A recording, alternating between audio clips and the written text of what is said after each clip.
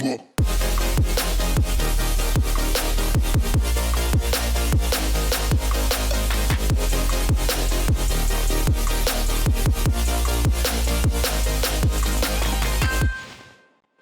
welcome to podcast 25, being recorded remotely again. It is April 6th, 2020, and we are doing another coronavirus update, plus we want to talk about some other stuff we're doing in the industry.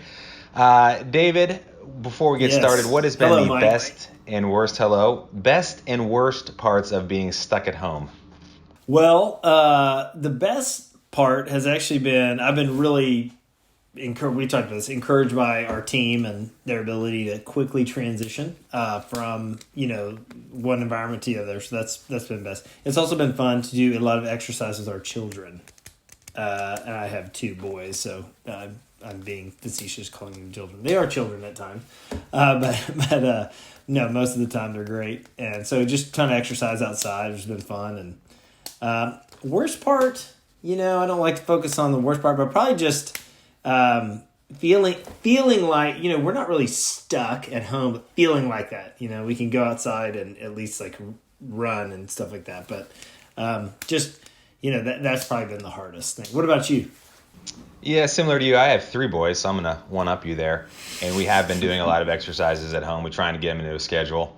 And that's been fun. And just to see, I think I mentioned this, my third boy, my youngest, Shepherd, he really loves working out. It's kind of weird. He's not like huge or anything. He's small, but he just gets really fired up when we do these little workouts and tries to beat his brothers, which is fun to see, that competitive spirit. And the worst part is, we've worked really hard to try and put ourselves on some type of schedule because there's just so few things that are forcing that for us. I mean, we don't have a commute. I don't have a workout to go to in the morning that we're really like boxed my schedule in the past. Yes. And so in absence of that, it's been challenging to, force to keep myself and my family on a schedule. So, but, there is an extra hour a day that I'm not commuting, an extra, time that I'm not having to spend getting dressed or, put on business casual. I can just be more casual, which has been fun. Yeah, I've heard people talk about how, one of the most important things during this time is to make yourself stick to some sort of schedule, the best you can. Obviously, there's some challenges with everybody's situation, but I think just getting yourself on some sort of, loosely regimented schedule that allows you to get done what you need to, that's probably a good way to approach it. You and I certainly aren't scheduling experts or anything like that, but I think both of us stick to a pretty disciplined schedule during normal work life. So I agree with you. The schedule, figuring that out, I think for everybody is just a challenge. You know what I did yesterday for the first time in a really long time, but I really, really enjoyed it? I bought a newspaper. I drove to the gas station. I bought a Sunday paper. My kids wanted to do the Sudoku. Veronica and I did the crossword. It was the kids read the comics, and I really enjoyed reading the paper. And I kind of this slower pace of life. I was like, I'm gonna read the paper. Anyways, that really didn't have anything to do. That had nothing to do with being stuck at home or anything. I just thought I'd throw it in there. If you're looking for something new, spice up your, you're just sick of Twitter and everything else, go get a newspaper. Physical paper. This could be a PSA to some that to them what a newspaper is. So the newspapers are actually papers that share the news, and it's different than what you read online. There you go. All right, so Dave, let's jump in here. I know a couple of things to mention before we get started. We're hard at work, you specifically, and the rest of the research team that you lead, putting together our Q1 2020 data.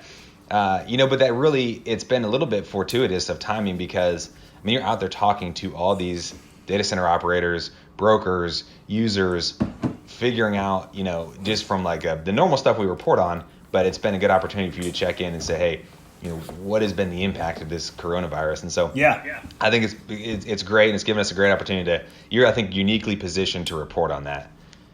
So that's what we're going to spend bulk of our time on today. But just two more things to mention before we do. We recorded a HawkTalk interview with Steve Lim from RagingWire NTT 2 months ago now, which seems like an eternity. And we're just now getting that video published, just some of the other things we had going on. But it was a great talk. We recorded it in their data center here in Dallas. So be sure to check that out. It's a youtube.com/datacenterhawk, and then we'll link to it from our main site as well. And then wanted to mention again the kind of the educational content we've been putting together for people who are potentially new to the space, or if you've got people on your team that are new to the space. It's really designed to be a resource to say, just get your foundational bearings with the space. So, what is a data center? What is co-location? What is cloud? Talk about connectivity. Talk about, megawatts and kilowatts and redundancy and everything like that. So again, datacenterhawk.com/blog. Check that out. Again, we think it's going to be a great resource. We hope it is beneficial to you. Welcome any feedback you've got on that.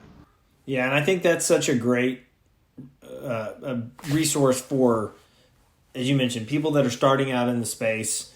When I started out, there weren't a lot of options like this that you could just read and really consume good content that would allow you to quickly speed that process up. And so that content is specifically designed to get you to help build a framework around the industry, what it is today, and in some ways where it's going. And so we hope that's helpful for you. And Mike gave the URL and all that you need to get connected there. But please use that. It's great content that can be helpful to clarify what's happening today in the space.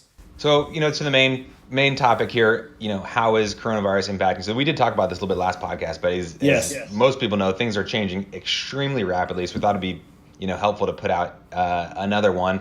And again, talk about what's the impact specifically on the data center industry. So again, as I mentioned, this is April 6th, 2020, if you're listening to this when we're recording this. So just a couple of stats, at this point, there's been 41 states that have put shelter-in-place orders, and I think 4 of the remaining 9 are kind of like most of the metro areas are.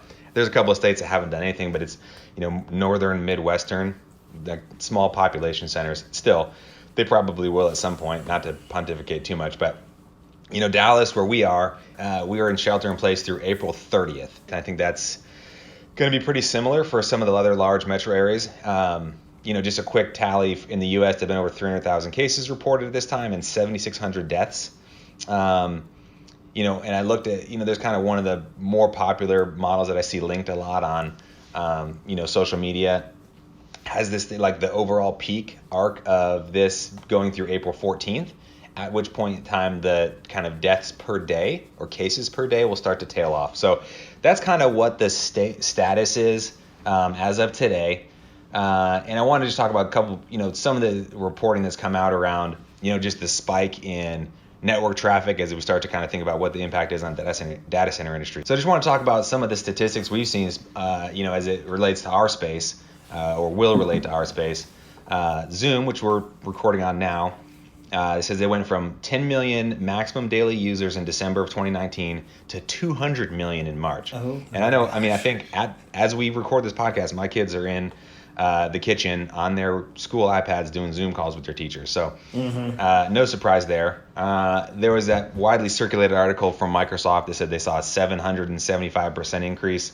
There was a couple qualifiers on that, but it was like where shelter in place had been put in effect, like in Italy and a couple other spots. But I know they've seen their Teams usage go up, their virtual desktop go up, says more than 3x since the beginning of this thing.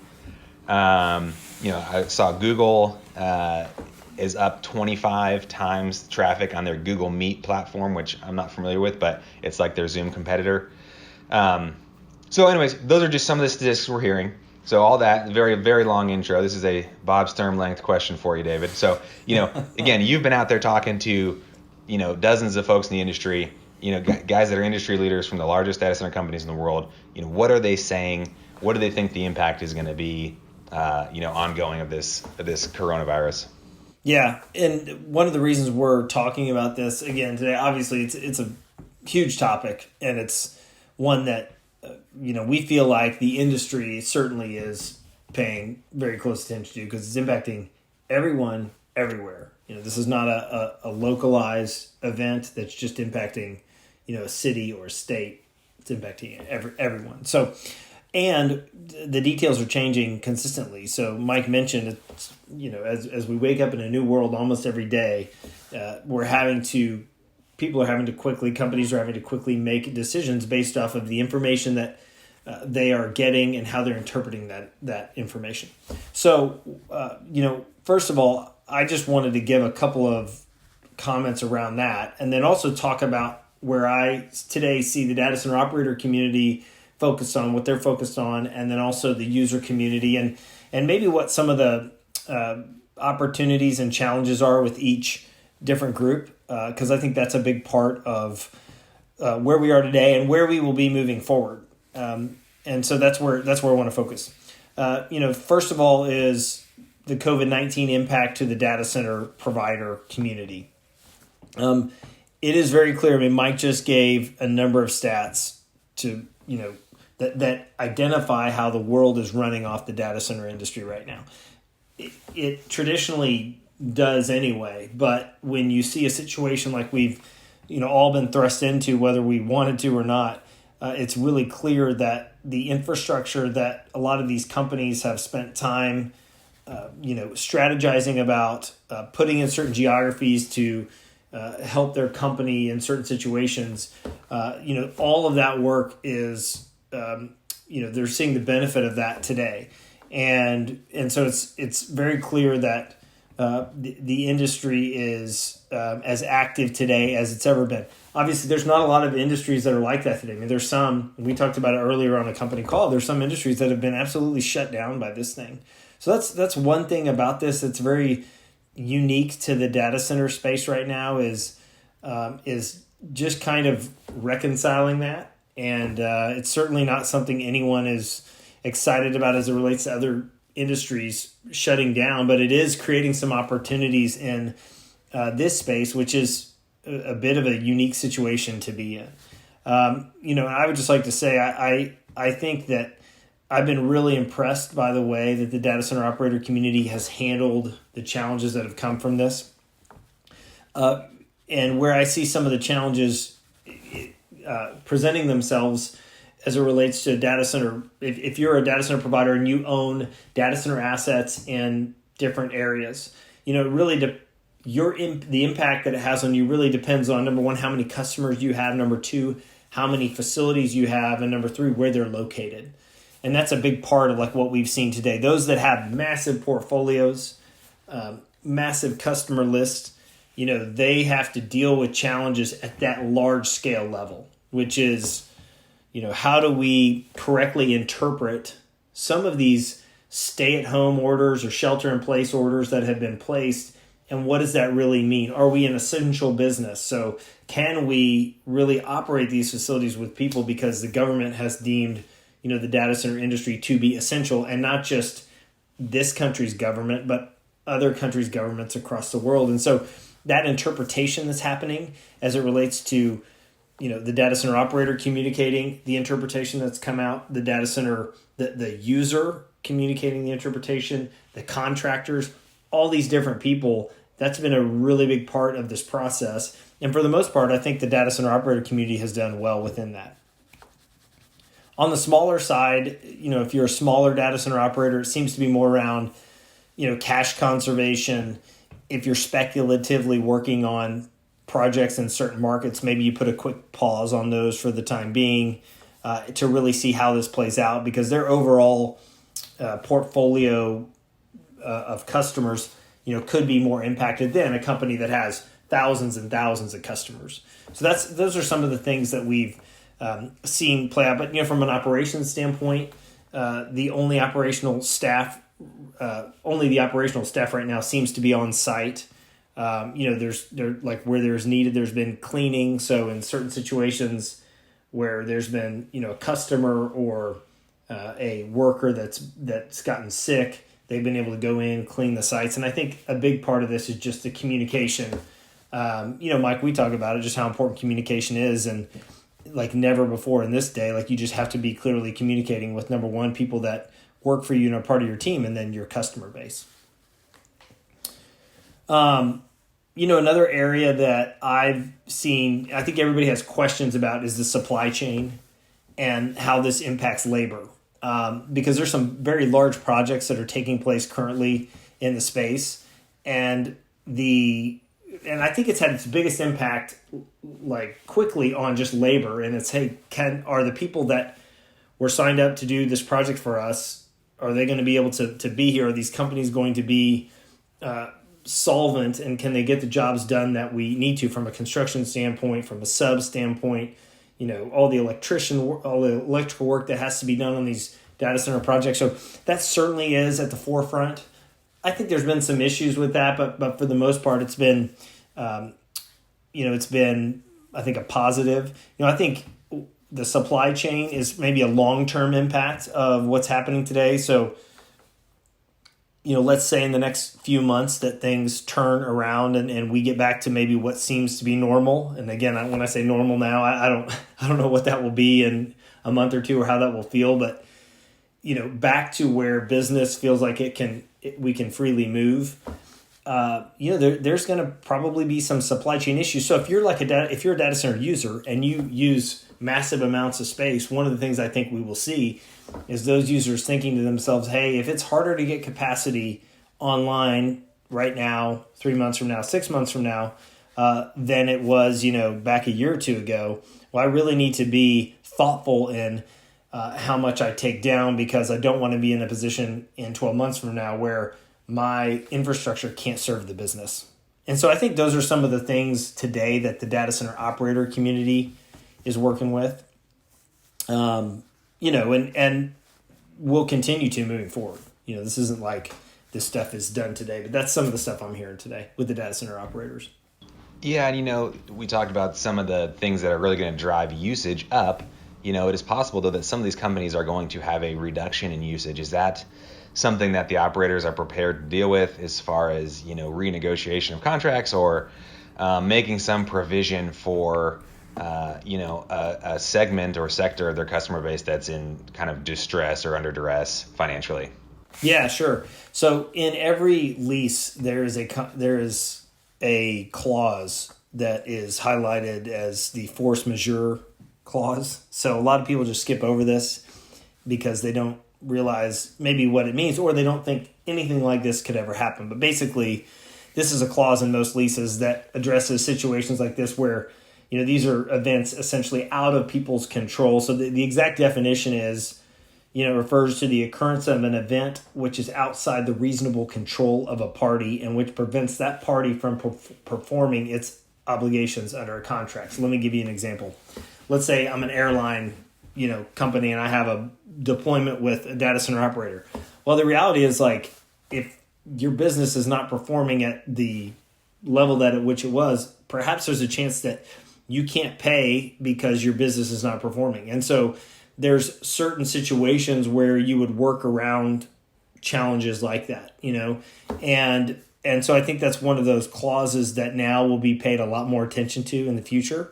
But I think that the data center operators are smart and will figure out ways to work with users that are having challenges. It's clear that some people are this is a massive challenge. I mean, massive, at not just the business level, but at the personal level for a lot of people. And so I think, it's very safe to assume that obviously there's some businesses that are really going to struggle. And so I think the data center operator community will figure out, is the process of figuring out how to best work with those companies and how to, help them along the way, which ultimately helps the data center operator, moving forward. So I certainly think that is the world we're in today.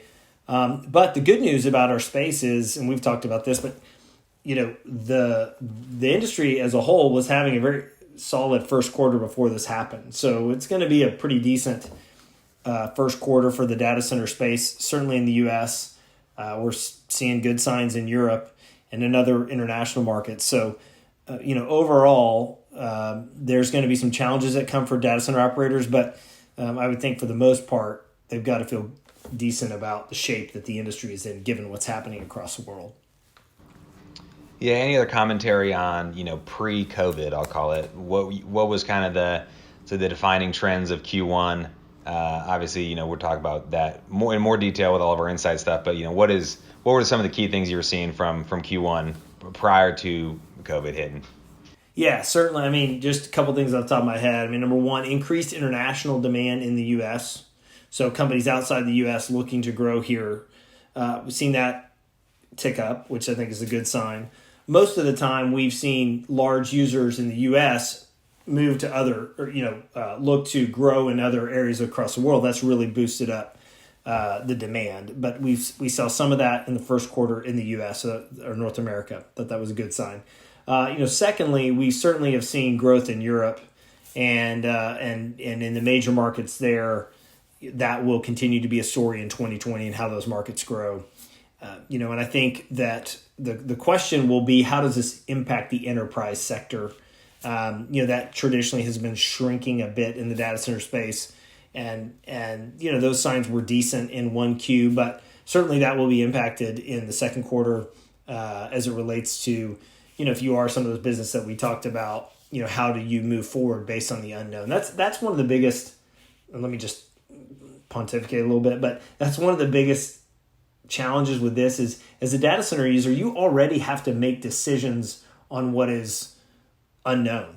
But the typical unknown period, we would say, is 12 months to 12 months and beyond. You can at least know the next year. This has made the unknown 30 to 60 days, which is it's impossible to make decisions when that's the case, especially when these decisions are strategic. So many people are involved. So many people being affected by it. So I think that's one of the biggest challenges for companies today that have to put pause on opportunity or requirements, is that they don't know what the future is. And that's really hard environment to make decisions, Yeah, so you kind of talked about pivoted from who's the data center operator onto people who are actually the end users and some of the uncertainty they're seeing. What other things are they considering, or what are the things they're going to kind of characterize the next 3 months from the end user standpoint?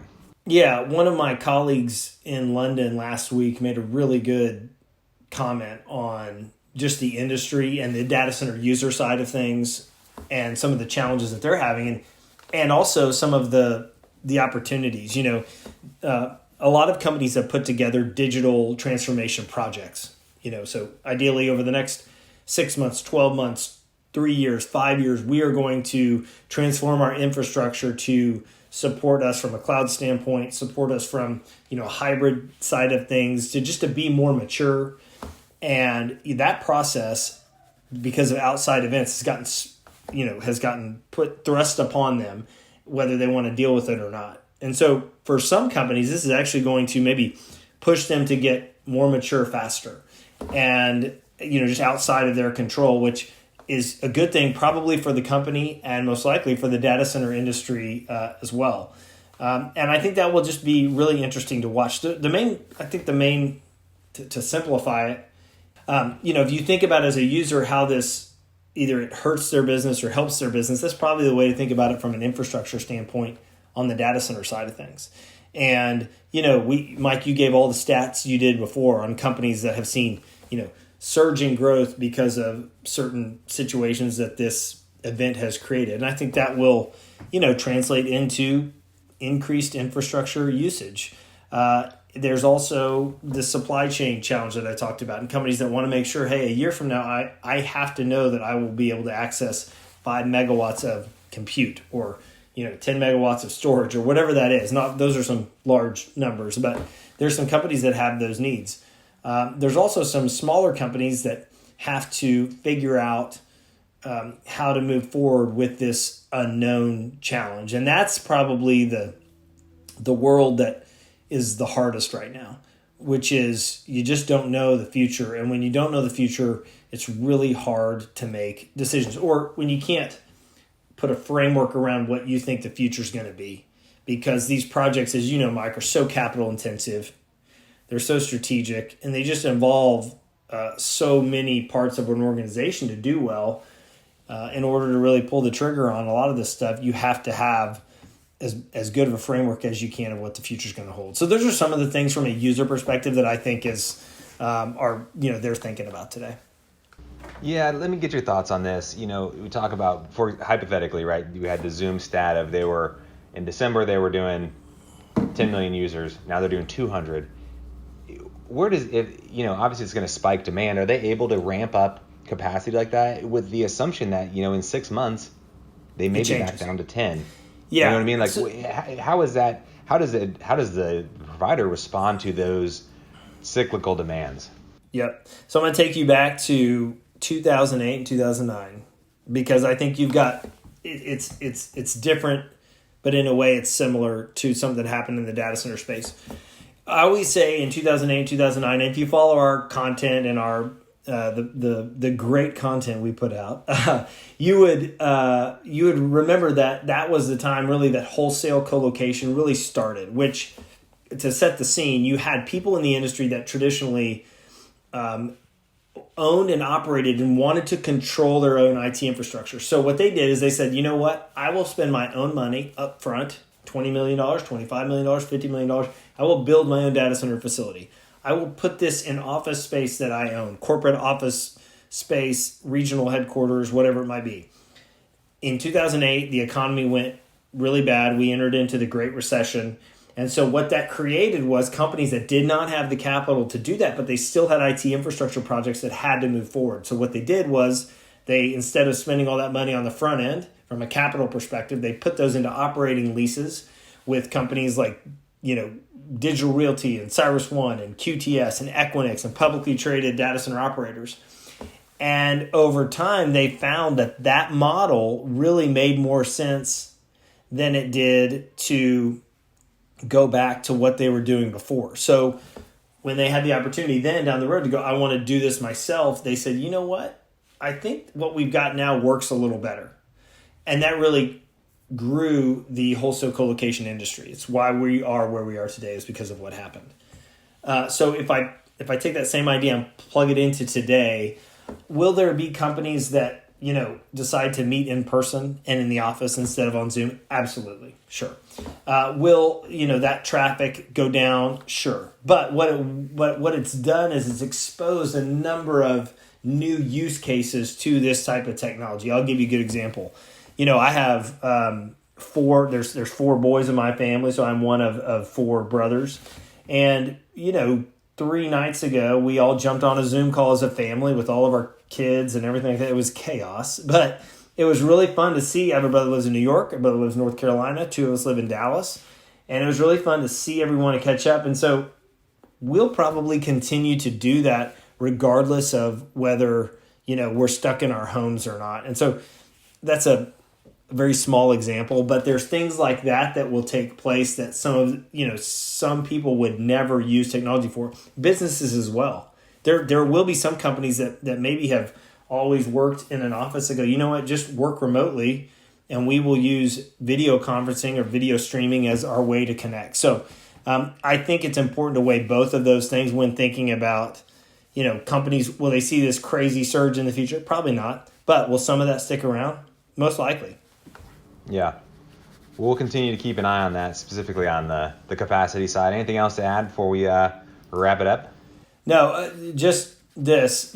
I just want to encourage everybody that listens to our content, whether you're watching this or you're listening, to just, this is such a great time. You mentioned it, Mike, of just like a slowdown. And I've been thinking about, there's not many things that could slow us down like this has. And so typically if we slow down, and I thought about this the other day, like I haven't felt rushed on certain things like for a while, just because, normally, we keep a pretty tight schedule and we hustle and we try and do a lot in a day.